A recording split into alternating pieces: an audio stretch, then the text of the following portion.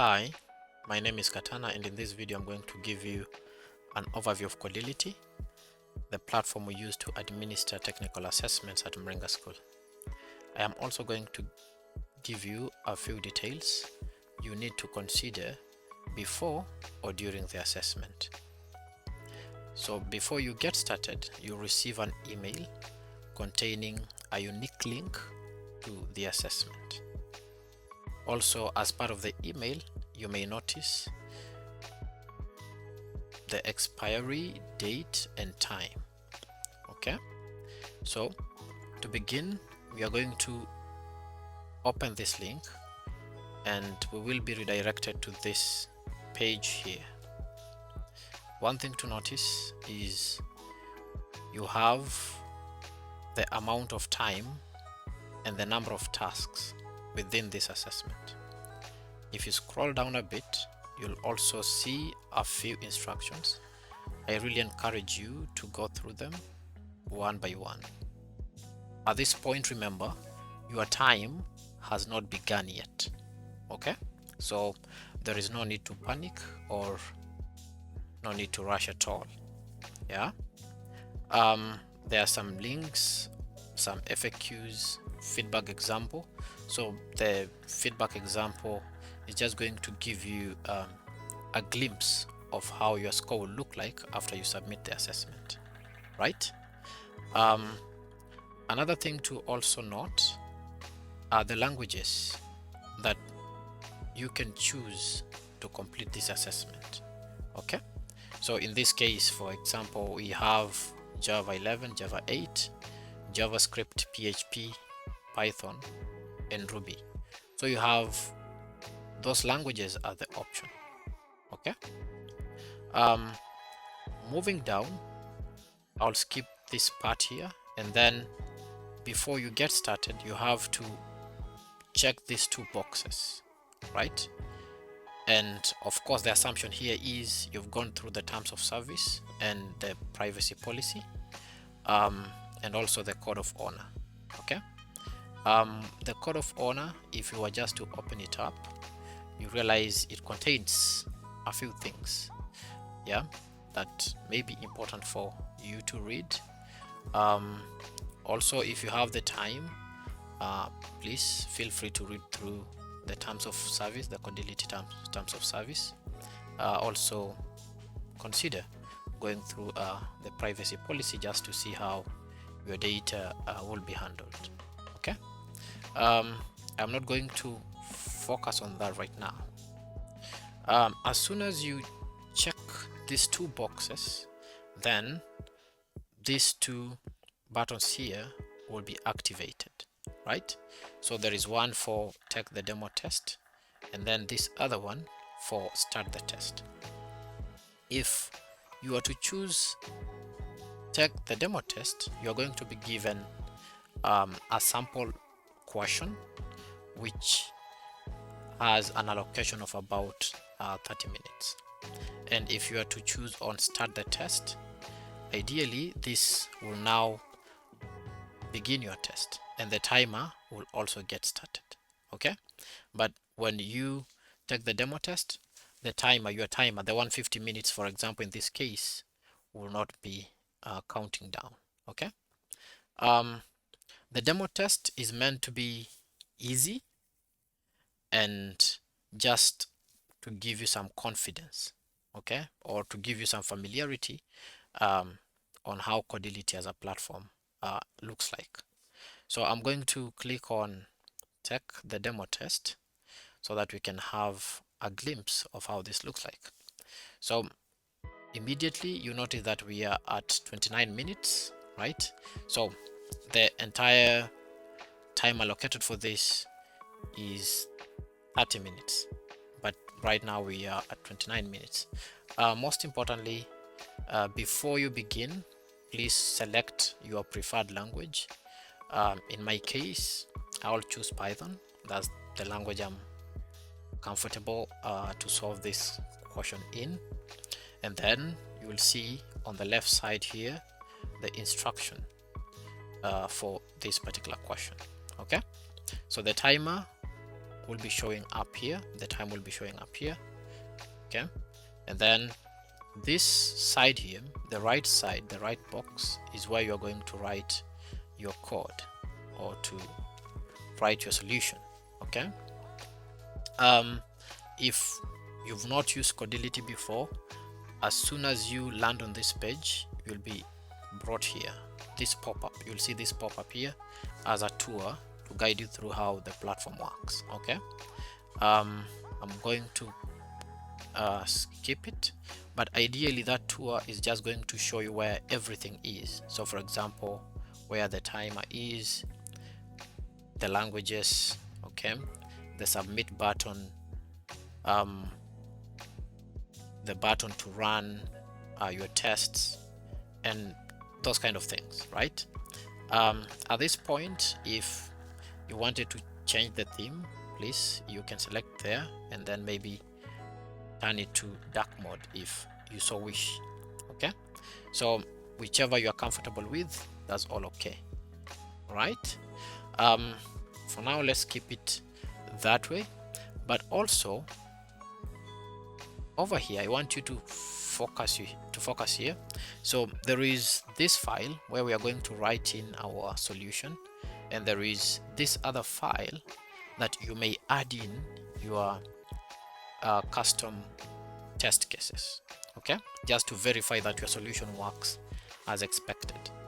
All right, so going back here, so in this case the question is not as hard, right? It's very simple. Write a function with this name. Please note that this name should be adhered to this function name, solution A. When you're implementing your function, ensure that that remains as is. If you are, for example, to use an external editor and then paste it back, ensure that this name remains as is. Okay, so write a function that, given an array of a of n integers, returns the smallest positive integer greater than 0 that does not occur in A, right? In this case, we are being told, given an array or a list of a certain number of integers, our task is just to return the smallest positive integer that is greater than 0, which is not in A. Okay, and then they move on to give us an example. Given A contains 136412, the function should return 5. And then given that A is equals to 1, 2, 3, the function should return 4, right? And given A contains -1 and -3, the function should return 1. In this case, remember that we are looking at getting the number that is greater than 0, right? And importantly, again, they say write an efficient algorithm for the following assumptions: that n is an integer with a range between 1 and 100,000, right? And each element of array A is an integer within the range of -1 million and +1 million, right? Good. That's now where the task begins. So once again, before you get started, ensure that you select your preferred language, a language that you are most comfortable in, right? So if we were to try to run the tests are there right now, I'm running the code, we see there are some errors over here. So invalid result type, int expected, but class none type found. So yeah, this is very helpful. Ideally, if you're to go with this error here, you notice that, well, the expectation was that this function should return an integer, but none was being returned. In Python, if a function has pass, ideally it returns none.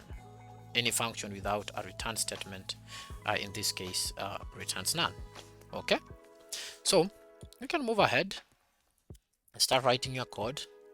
In this case, maybe say that our function will return an integer, and importantly, we want to move ahead and implement this code, right? So I'm going to just quickly give you a walkthrough. Again, I'm not focusing on getting the solution right, but trying to just show you how the platform works, right? So over here, let's say I'm going to get the length of this array. Again, don't focus on the language, just focus on the implementation. Okay, so get the length of a in this case. Yeah, moving forward, let's say I create a set. I'll just call this my set so that I can be able to keep unique values, right? So my set is equals to the function set, which is provided to us in Python. Okay, so just thinking of the best case scenario over here, right? So I want to have only unique values within my set, and I'm getting the length of the array or the list so that I can use it in my iteration. Okay, so I'm going to create a quick loop here. So for I, now I'm creating my iteration variable in range, and so my range is just going to start from 0 through n, or sorry, through the array length over here. Okay, and yeah, pretty much. So if I was to loop through that, well, trying to see how to get this right. Yeah, so ideally, if a at index I, so I'm getting this here. So if a at index I is greater than 0, then what do I do?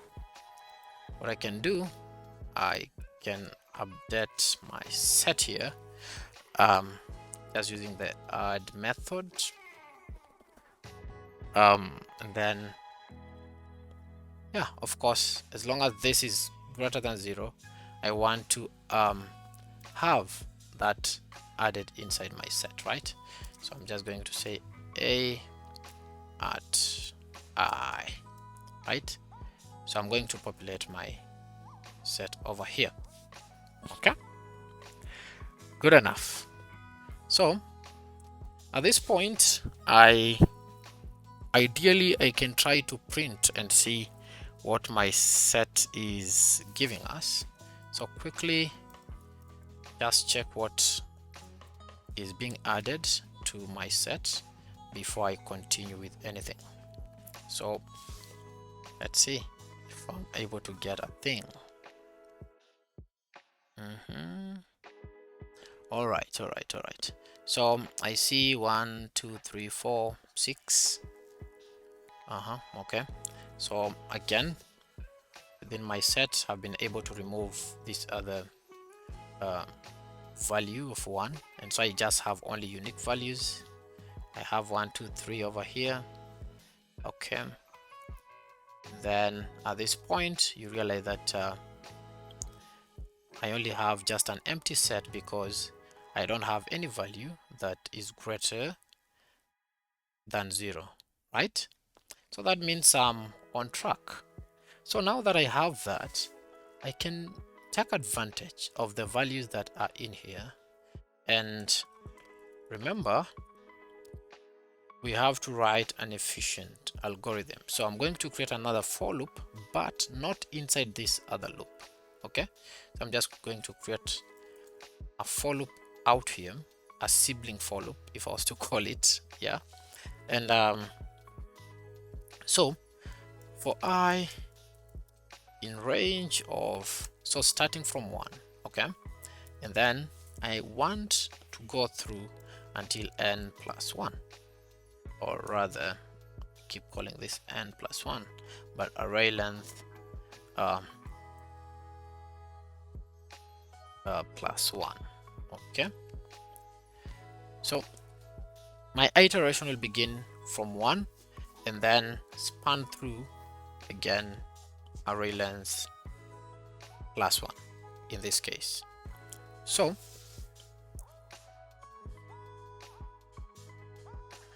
going to have another quick if statement here. Okay, so if I is not in if I is not in my set, then what I want to do, I just want to return that I, right? So very simple, return I. I would have just maybe done that over here, but that's cool. So return I, and in the event we satisfy that, then I can simply just go ahead and then return I can simply return the array length plus 1, right? Yeah, that is pretty much. So at this place here, I'm trying to satisfy this condition here. So like we have 1, 2, 3, you know, like we have all the values over here, but now we just want to get like the extra value, in this case like 4, the bigger value that's not within this array here. So that's why I'm trying to get the length, which is 3, for example, and then I add 1 onto it. Okay, yeah. But in the event I is not in that particular set, I want to now just return that I, like that value that is not within my set. So remember again, the loop here will start from 1, so we keep going like 1, 2, 3. So the moment we realize like maybe 4 is not within this particular set, we return that 4. But if we go through and realize that all the indices here, or the items within this range, are in my set, then that's when we move ahead, we move on, and then just return array length plus 1. Okay, yeah. Most importantly, you just need to get the concept. You'll use that in either Ruby or whichever language that you choose, or JavaScript, to solve the problem. At this point again, just trying to look at the code if it makes any logical sense first of all, before I continue. But anyway, it doesn't hurt. So at this point I can go ahead and print stuff within, but anyways, I'm going to try and run the code. All right, yeah, so that works. Again, this seems a little bit easy because I've kind of done it a number of times. I've kind of worked on this same problem a number of times.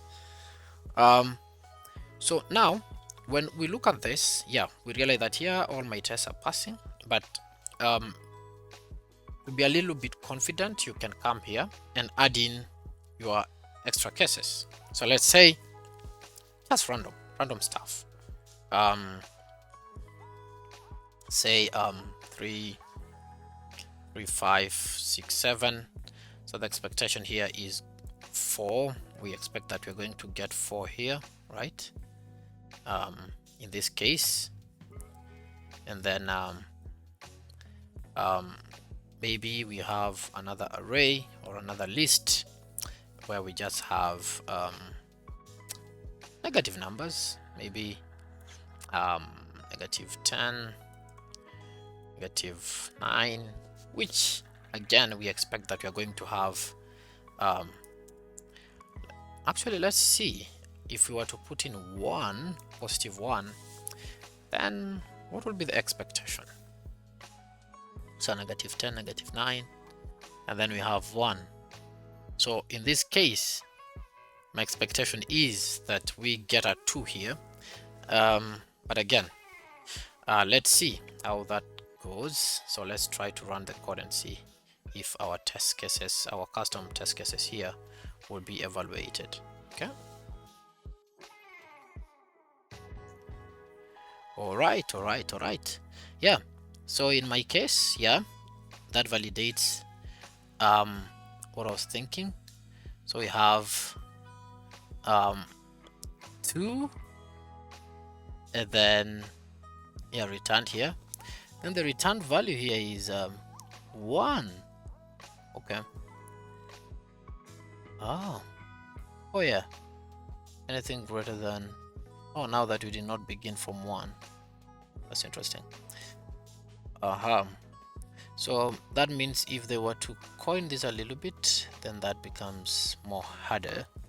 Yeah, so ideally if you were to do 1, 2, 3, and then 4, 5, 6, 7, then at this point we'll now perhaps get like 4. But with that, then it returns the smallest, right? Okay. Yeah, ideally see at that point I really didn't get that right, but let's try and see if my 4 will be validated. Yeah, pretty much. So we have the 4 over here. Okay, at this point, remember, unlike for example CodeWars, before you submit in CodeWars, if at the time of submission it will run all the test cases and then maybe show you a number that are failing, but in this case, when you decide to submit, Codility goes ahead and does the submission, verify the solution. You are not going to see the other test cases that are being worked on internally, and so this is what you get. So when you click continue, your results will be evaluated. Takes a bit of time here, maybe 3 minutes, 15 minutes, whatever time. Many times it doesn't take so long, but 3 minutes to 5 minutes, you should be able to have your solution, right? Again, here the correctness is 100%, performance 100%, task score 100%. Sometimes you may get the correctness right, but the performance may draw down your score a bit. So in that case, you realize that the total score will be something lesser than 100, right? So you notice that there are some tasks you'll get like 100, a perfect 100. There are tasks you'll get lesser than 100 due maybe to performance issues or maybe to correctness issues. Maybe like a few tests are passing and the others are not. So that's how ideally Codility works. Okay. Yeah, so that was actually on the test page. So let's have a look at, that was at the demo rather. So looking at the test, the actual test. So if you click start test, this is what you're going to see immediately. So in this case it was 150 minutes, which is actually 1 hour 2 hours 30 minutes. Okay, again you have the number of tasks over here, and so you notice the weight of that particular task, like how much this task is going to contribute to your score. So in this case, like this are 2-pointer. If I was to use points here, these are 1-pointer, and then these are 2-pointer, and this other task here is another 2-pointer, right? So these ones with more bars here, if you were to call them bars, they're going to hold or to hold more scores compared to the one with a 1 pointer here, right? In the event that you find that. Of course, not all assessments will have this bar there unless we add in weighted scores. Okay, so you can actually have a look at different tasks before you begin. Maybe task number 1, task number 2, and then tasks 3 and 4. Read through, and then you can begin with whichever you feel like is easier. Again, most importantly, select the language you prefer. Maybe in this case you want to do with JavaScript. That's all okay. You can complete task number 4 with JavaScript, and then maybe task number 3 you feel like you're more comfortable doing it in Python. Complete it in Python. Maybe task number 2 you want to do it in Java, whatever language. Maybe Python is your primary language. Use Python as well. And then task number 1, use something else. So as you find right, okay? Maybe Ruby. Yeah. So you can actually mix around the languages that you want to solve this. The only thing that you want to note is do not mix the syntax. Like if you choose Ruby, ensure that your syntax here is valid to Ruby, and you're not mixing in JavaScript and any other languages. Okay. The platform remains as similar just as the demo platform. So in this case you have the timer here, you have the submit button here. So when you complete a task, you need to submit this particular task, then you move to the other one, you submit that task, you move to this other one, you submit it as soon as you are done. Remember, you complete it and then submit. So that's what you'll be doing. You can complete them in whatever order. You can start with either number 4 or start with number 2, whichever you find easy to complete fast. Okay, every time if you think you have some test cases you want to validate, always put them in the test input.txt, but this is where you're going to write your code fully. Okay, always remember your function should remain as is, and then remove any print statements before you submit. That is very important. You can always change the editor here, the theme and everything. So that's what you choose to do. The editor mode, you can choose default of Vim. Don't choose Vim unless you use Vim. Okay, but you also realize a lot of auto completions in this particular editor. You can always expand this if you wanted to, make it bigger or make it smaller, but that's exactly how this is gonna look like ideally. Autocomplete is connecting, that is just like loading. All right, so again you can always drag this through. You can reduce this here. Maybe if you want to focus, you want a bigger window to solve, you can always drag this around. Okay, maybe you just want to read this through easily, so you can always drag that out. Of course, remember, as soon as you click start test and you are doing all these things here, your time is moving down. We were at 2 hours 29 minutes. Currently we are now at 2 hours 25 minutes. So that's exactly how Codility works. Those are some of the things that you need to pay attention on.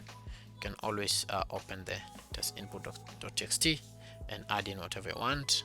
If you hover onto this question mark here, you will see the sample test cases, how the sample test cases should look like. Okay, like in this case, this is a string, like you just pass in a string separated by lines. Okay, so each line is a separate test case in this format. Like this is a string that you may try. Let's say we go here. In this case, for example, you'll see like here, in this one here, you will be using like a list or an array. maybe task number 4. Let's see. Again, the format here is an array.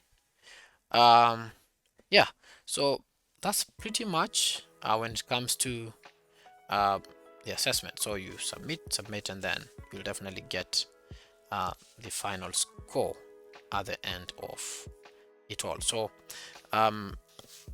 in your case, you may have 3 questions, okay, and with different amount of time, maybe 150 minutes or any other time that will be considered right or enough to complete that particular assessment.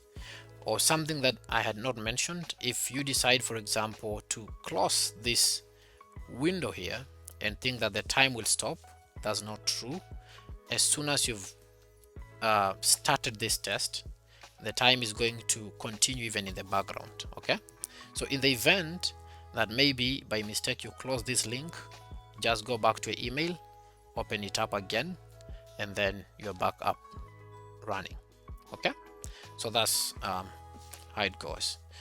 Some other things also to focus on: ensure that you have stable internet if you are solving this assessment, or you're working on this assessment remotely. Have at least a place that you can focus. Maybe there is a bit of silence and just serene enough to be able to give it all the all you can, right? So yeah, I will end it at this point, and of course, if you have any questions, always feel free to reach out to your respective TM for any other guidance, or yeah, you can feel free to reach out to me as well via Slack or my email. Okay, thank you very much, and I wish you all the best.